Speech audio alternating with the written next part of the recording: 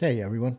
In today's lesson, I'm going to show you how I use drum samples in my drum mixes. This is a hard rock mix, so you want to have that punchy kick sound that just cuts through the mix and that you can also feel it. So that's what I'm going to show you today in using Pro Tools, and the plugin that I use is Steven Slate's Trigger.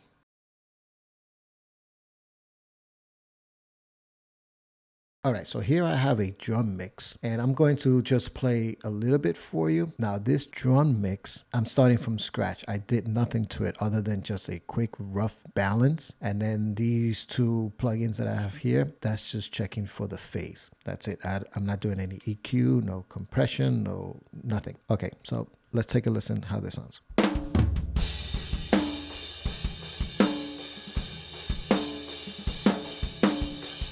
Let's work on this kick and let's get it punchy and just sounding in your face and modern. All right, so let's bring up Trigger and let's bring the sample that I use. And the sample that I've been using for years is Billy Decker's Small Town Samples. And here is my, so I just drag it here. Okay, I go back to Trigger and then I go ahead and take a listen.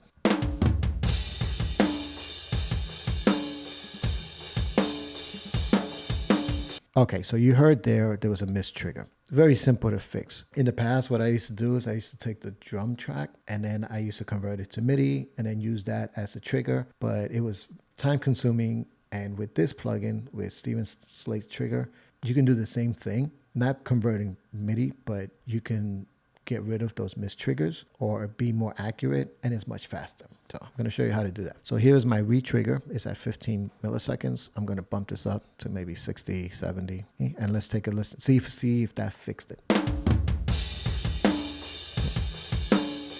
And there it goes. See, let's play it again. And I want you to take a look at how it doesn't hit that second kick.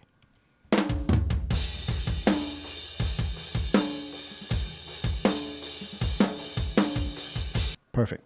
All right. So what else do I do to this sample? I think the resonance is a little bit long. So I always fix that by, I go to my view curves and then here's my attack, my sustain, and my release. So my attack is at 0 milliseconds. My sustain is at 5. So I'm going to put that to 0. And then my release here is at 10.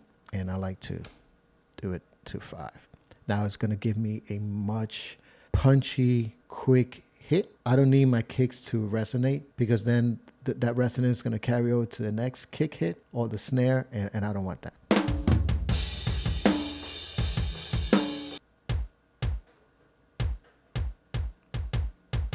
Much, much better. What else do I do to it? That's it. That's all I do to it. Fast, simple, effective. I don't do anything else. I don't EQ this any further. I don't compress it any further. I deal with compression later on when I send it to my drum bus. That's why I do some more compression. But for right now, these samples are already compressed and they're already EQ'd that I don't need to do anything else to it. Let's take a listen. Let's do a before and after and let's compare.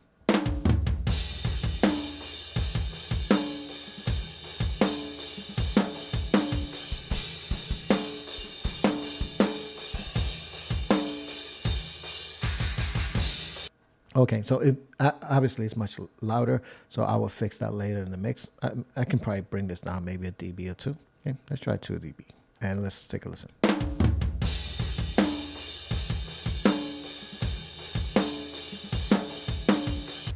Awesome. So you're hearing some resonance there, and I'm going to guess it's from the toms. Let's take a quick listen to the toms and see if we hear some resonance there. Yeah, there it goes. So let me just mute these 3 toms because I haven't cleaned them yet. So it's creating some resonance and is interfering with my mix here. So let's take a listen without this.